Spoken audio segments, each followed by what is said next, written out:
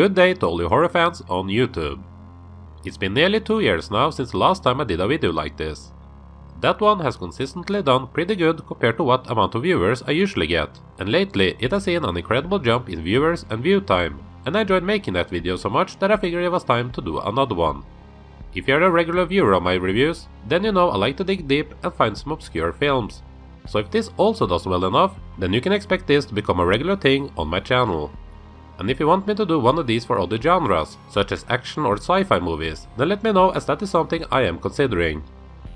I'm happy to say that it isn't easy to put together a list of movies we're talking about that still has not gotten a release on DVD or Blu-ray, as we happily live in a time where companies like Severin, Vinegar Syndrome, Code Red and many more do excellent work bringing out films that has been stuck and forgotten from the VHS and Laserdisc era.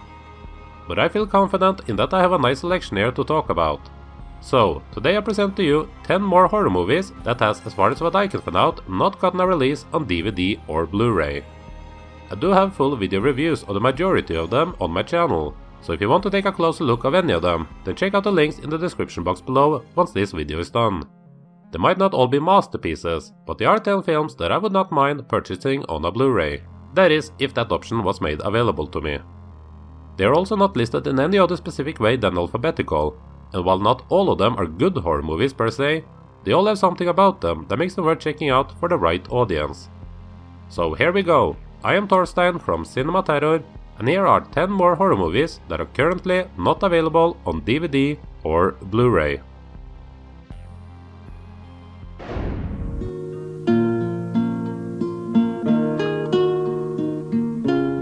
The first movie on the list is a 1979 Australian film, Alisons Birthday.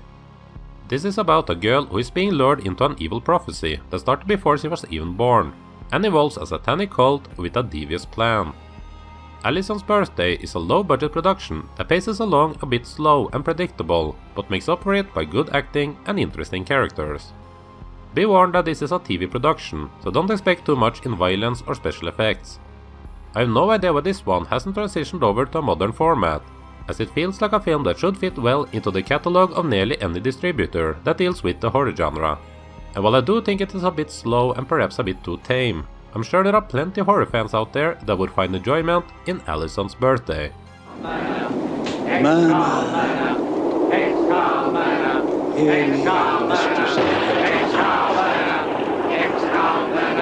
Come forth and be reborn in the body of the child.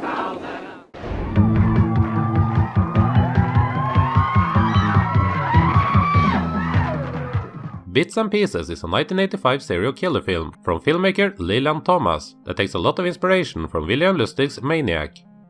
We follow a deranged maniac with mommy issues, stalking and slaughtering off young females. And to balance out all the horrible stuff and fill out the running time, we also get some awkward, weird romance between a middle-aged balding cop and a young blonde girl that will either leave you uncomfortable or laughing your ass off. The film might lack any type of atmosphere or characters we care about, but the weirdness of the film made it worthwhile to me. This is the only film that the majority of these actors ever did, and the only one that Leland Thomas directed. He's working as a film teacher these days, and has used this film as an example of how not to make a movie. Bits and Pieces might be for a niche market, but for those of us who find serial killer films like this interesting, we would definitely like to add this to our shelves of messed up stuff. So Bits and Pieces, if you happen to see a VHS of it somewhere for cheap, then make sure you pick it up.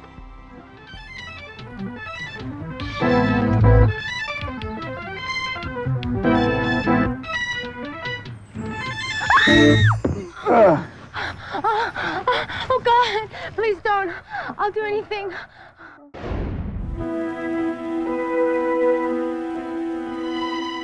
Bloodline from 1982 is one of the most fun finds I happened to come across in 2019. This film sees none other than Michael Moriarty play one evil and one good twin. The lives of both of them get entangled together, and now the good Moriarty has to do whatever he can to keep himself and his loved ones safe from the bad Moriarty. So if you're already a fan of this guy, then you will have a blast with Bloodline. I've always appreciated him, but I never had so much fun with him as I had in this sleazy little Italian horror thriller. The director behind Bloodline is Alberto Di Martino, and if you've seen his Exorcist ripoff The Antichrist, then you will know that he has no issues on going over the top and crazy. There's sleaze, giallo vibes, and two Moriartys going crazy, so why is Bloodline not out on DVD or Blu-ray? To be honest, I have no idea. It must be some right issues, as with an actor like that involved, you would think some genre company would be interested in it. I will be first in line if it ever does come out, as this is a film that more people need to see, and hopefully, one day, you all will. You were anxious to see me again, weren't you? You didn't kill me. My own brother, whom I'm supposed to love.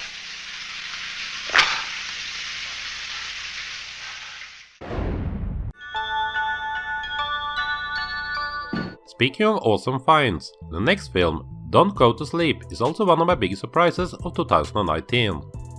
This is a haunted house TV movie from 1982 that manages to actually bring some interesting new emotional aspects to the supernatural subgenre, making it excel past its low production values, lack of violence and special effects. I especially enjoyed how vicious the entity is in this. The ghost is not there just to say boo to the audience or pop up or frighten the characters. Instead, it has a plan to emotionally and physically destroy this family from the inside out. I'm certain that if Don't Go to Sleep actually saw a respectable release these days, then this will be looked at in another light and taking out all the obscurity it is now resting at. I'm not saying it's something everyone will enjoy, as it does go a bit slow and it is a TV production, but it impressed me and I will be more than happy if I one day could see it in a respectable presentation. So if haunted house movies are your thing, then make sure you hunt down a copy of Don't Go to Sleep. Philip.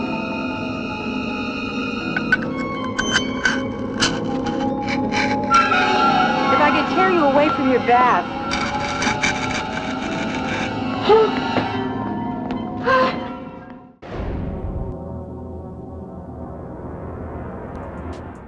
Lone Wolf is a 1988 low-budget film shot in Colorado that plays out like a whodunit story, putting the teenagers played by full-grown adults against the authorities and parents, as the teens are sure that the murderous rampage that is going on in the little town is caused by a full-grown werewolf.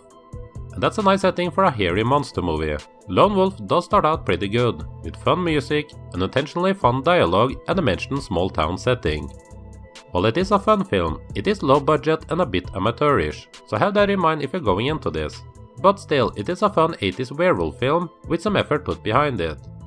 Since it is obscure and not exactly a hidden gem, I do have my doubts that this one will be dusted off and given a cool new release, but I do hope that it does, as it is a film with young people behind it who try to create something entertaining and different. So I'd like to see a company take a chance and bring Lone Wolf out of the shadows and into the moonlight. Come on, damn it,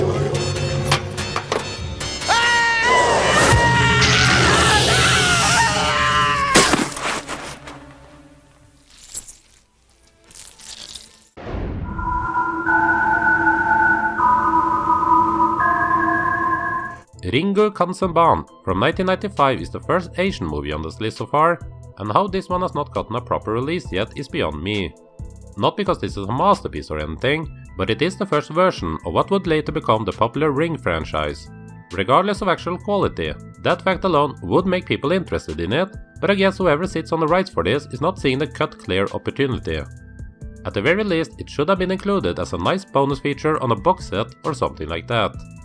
The movie itself might not be close to the greatness that came in the form of the later classic Ringu, but it does have a lot of interesting aspects to it, and as a fan of the Ringu movies, it was fun to see this take on the story, even though it is kind of cheap as it is a TV production. And I think other fans of J-horror would also appreciate the opportunity of seeing this as well, so whoever owns Ringu Kansenban, get on it and deliver it to the already established fanbase of this successful and important franchise of J-horror.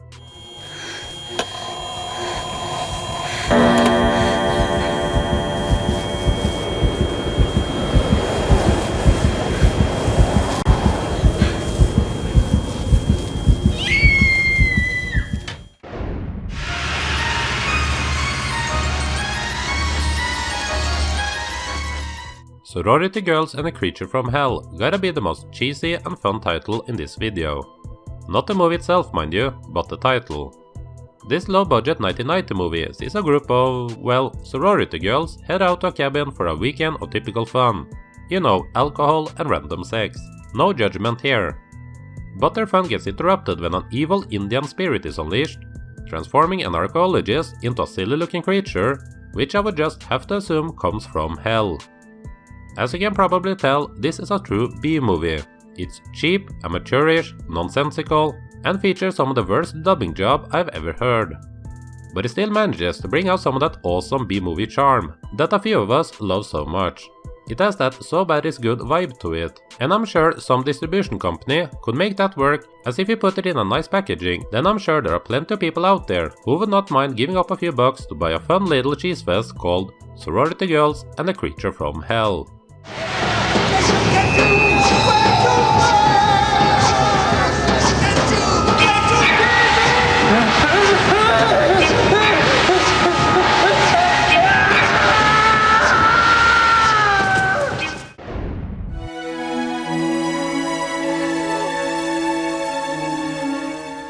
Sweet Home is an interesting Japanese supernatural horror film where we follow a documentary crew on their trip to the closed down and supposedly haunted Mamiya mansion. They are here to try to find a piece of art from a famous dead painter. The mansion has more to offer than just a painting, and what we end up with is a film that has elements of both Evil Dead 2 and The Poltergeist. Sweet Home, the movie, was actually released only a month apart from the Konami video game with the same title, and they even shared the same TV commercial. The game would go on to be highly influential to the horror genre of video games, and served as the main inspiration for the popular and also influential Resident Evil game for the PlayStation. Directed by Kiyoshi Kurosawa, the guy behind the 1997 Cure and 2001 Pulse, Sweet Home is a surprisingly fun film that deserves way more praise than what it has gotten so far. This is one of the best films I'm covering in this video, and a film I would recommend any fans of Japanese horror films to take note of and seek out.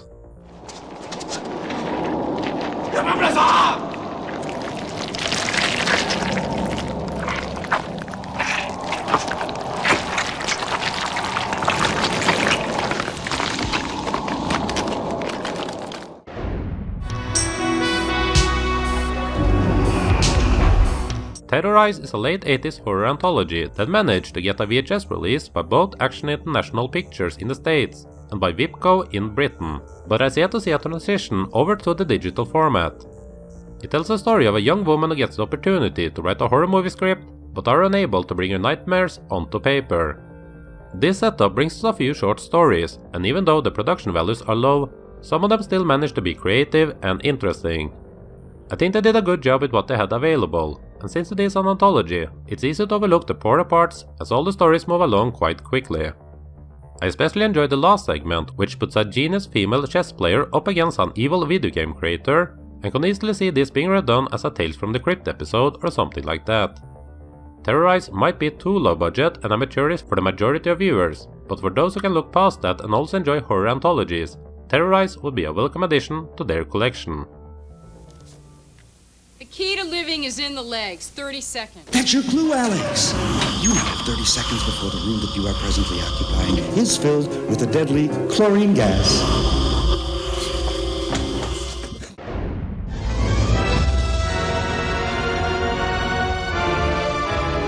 And the last one we will end this video with is another anthology movie.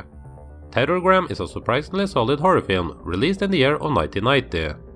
This film has 3 short stories to unleash upon us, all about karma coming back to bite bad people in the ass. All 3 stories are fun, and there are themes that flow through all of them, which makes it very coherent and shows the creativity and effort that was put into Teragrams.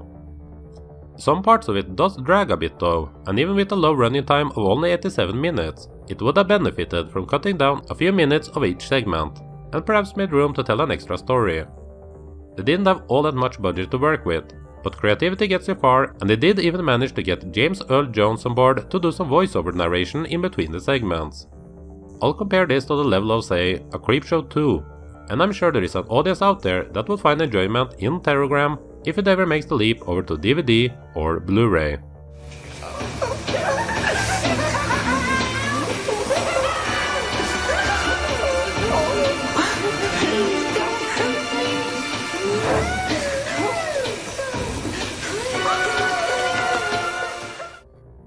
So that was it for today. 10 more horror movies that are currently not available on either DVD or Blu-ray. Which out of these 10 would you be interested in if someone picked it up and gave it a nice new release? And perhaps you've already seen some of them. If so, which ones and what are your thoughts on them? And if you know of any horror movies that are still waiting to get a release, then please do let me know about them in the comment section below. If this one gets a good response, then I would love to continue making these, and I do already have an ever-growing list of potential movies to cover in the future. So watching, sharing or pressing that like button does let me know that more of these are wanted. Like I said during the intro, I'm also up for doing a video like this on either action or sci-fi movies, so if that is also of any interest out there, then let me know. I hope you enjoyed this video, and I hope it makes you want to check out the other stuff that I have on my channel. I'm always working on new stuff, so make sure you are subscribed so you'll be updated on my future explorations into the cinematic world of the strange, obscure and forgotten here on CinemaTerror.